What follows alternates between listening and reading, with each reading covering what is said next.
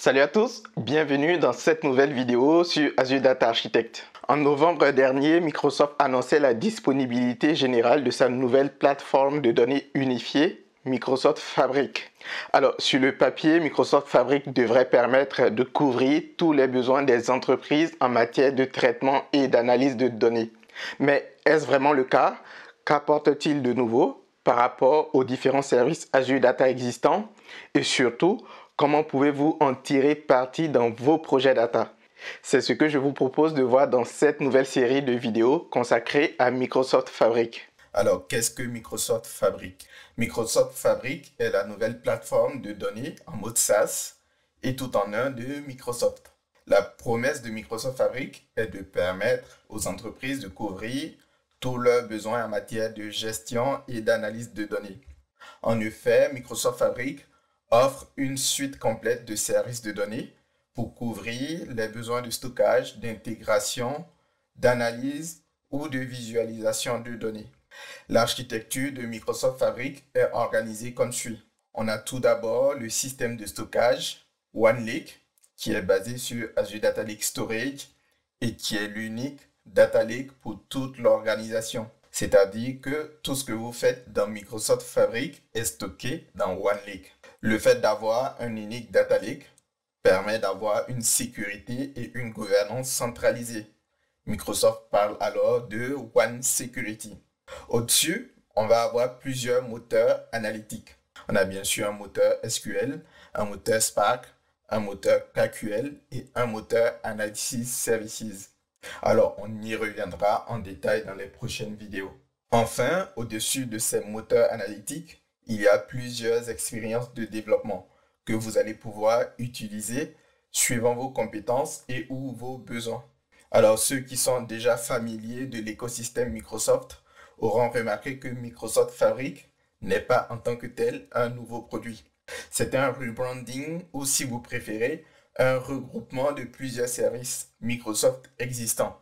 C'est en fait un regroupement des services Azure Data, à savoir Azure Data Lake, Azure Data Factory, Azure Synapse Analytics et de Power BI. Alors, si Microsoft Fabric est un rebranding de services existants, on est en droit de se demander ce que ça apporte de nouveau. Microsoft Fabric, contrairement aux services Azure, a un fonctionnement en mode SaaS, donc Software as a Service. Alors, qu'est-ce que cela veut dire? Avant Microsoft Fabric, pour un projet data sur Azure, il fallait déployer différents services et les configurer pour fonctionner ensemble. Ce qui veut dire que vous devriez avoir des connaissances, même minimes, en infrastructure et ou en architecture avant de démarrer un projet data sur Azure. Vous devriez au minimum connaître des notions comme les groupes de ressources, les airbags, les régions Azure et à minima les services Azure que vous voulez utiliser dans votre architecture. Avec Microsoft Fabric, il n'est plus indispensable de connaître toutes ces notions. Tous les services sont déjà intégrés et nécessitent très peu ou pas de configuration du tout. La philosophie de Microsoft Fabric, c'est de vous libérer de toutes les contraintes d'infrastructure pour vous concentrer sur ce qui a de la valeur pour vous, c'est-à-dire vos problématiques métiers. Ensuite, comme on l'a vu précédemment, Microsoft Fabric est basé sur OneLake, qui est le data lake unique et centralisé pour toute l'organisation, ce qui permet d'éviter les silos de données, c'est-à-dire d'avoir des données éparpillées à divers endroits dans l'organisation. Le fait d'avoir un data lake unique permet aussi de centraliser la sécurité et la gouvernance des données. Microsoft Fabric permet d'avoir du choix. On a en effet une seule plateforme, mais plusieurs expériences de développement. On peut donc choisir de faire du SQL ou du Spark ou encore du low-code, no-code en fonction de nos besoins et ou de nos compétences. Et le tout sans avoir à recopier et ou dupliquer les données. Alors, c'est très important dans Fabric. On y reviendra dans les prochaines vidéos. Enfin, Microsoft Fabric apporte une meilleure expérience utilisateur pour les développeurs. En effet, pour un même projet, on n'a plus à se connecter au portail Azure et au portail Power BI. Tous les outils sont accessibles sur le seul portail Microsoft Fabric, qui est en fait le même que l'ancien portail Power BI. Je vous propose maintenant de voir les différents composants dans Microsoft Fabric. Alors, Microsoft les appelle des expériences. La première expérience, c'est bien sûr Data Factory. Data Factory permet de faire de l'intégration, de la préparation et ou de la transformation de données avec une expérience low-code, no-code, c'est-à-dire en écrivant peu ou pas de code du tout. J'ai déjà consacré plusieurs vidéos à Azure Data Factory. Vous pouvez aller y jeter un coup d'œil. C'est à peu près les mêmes fonctionnalités que vous allez retrouver ici. On a ensuite Synapse Data Engineering. C'est donc un composant issu d'Azure Synapse Analytics et qui permet la préparation et la transformation de données en utilisant un moteur Apache Spark. Une autre expérience, c'est Synapse Data Warehousing. Alors, Synapse Data Warehousing, c'est une base de données analytique ou, si vous préférez, un entrepôt de données pour stocker et exploiter de gros volumes de données avec un moteur SQL. On a ensuite Synapse Data Science pour faire de la data science et ou du machine learning. On a également Synapse Real Times pour l'analyse de données en temps réel, Power BI qui n'est plus à présenter, et enfin Data Activator qui permet de configurer et envoyer des alertes lorsque certaines conditions sont atteintes sur les données. À présent, je vous propose une présentation du portail Microsoft Fabric. Le portail Microsoft Fabric est accessible via l'adresse app.fabric.microsoft.com ou si vous préférez app.powerbi.com. Donc, c'est en fait un rebranding de l'ancien portail Power BI. Donc, les deux adresses permettent d'accéder au même portail. Pour se connecter, il faut bien sûr disposer d'un compte Microsoft 365 et la page d'accueil ressemble à celle-ci. Ici, vous avez des raccourcis permettant d'accéder aux différentes expériences dans Microsoft Fabric. Par exemple, ici, en cliquant sur Power BI, j'accède au portail Power BI que vous connaissez probablement déjà.